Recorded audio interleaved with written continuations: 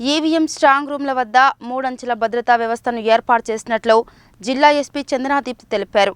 కట్టుదిట్టమైన భద్రతా ఏర్పాట్లతో నల్గొండ జిల్లాలో పార్లమెంట్ ఎన్నికలను ప్రశాంత వాతావరణంలో నిర్వహించామని చెప్పారు.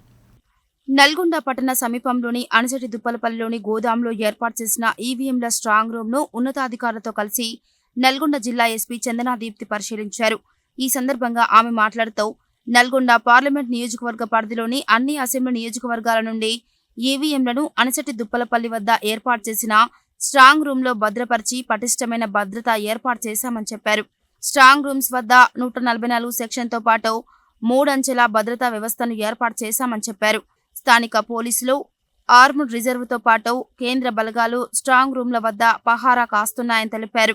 స్ట్రాంగ్ రూమ్ల వద్ద 24 గంటలు సాయుధ రక్షణ ఉంటుందని, సీసీ కెమెరాల ద్వారా నిరంతరం పర్యవేక్షించడం జరుగుతుందని తెలిపారు. స్ట్రాంగ్ రూమ్ వద్ద సిబ్బంది అప్రమత్తంగా ఉంటూ నిరంతరం విధులు నిర్వహిస్తున్నారని తెలిపారు.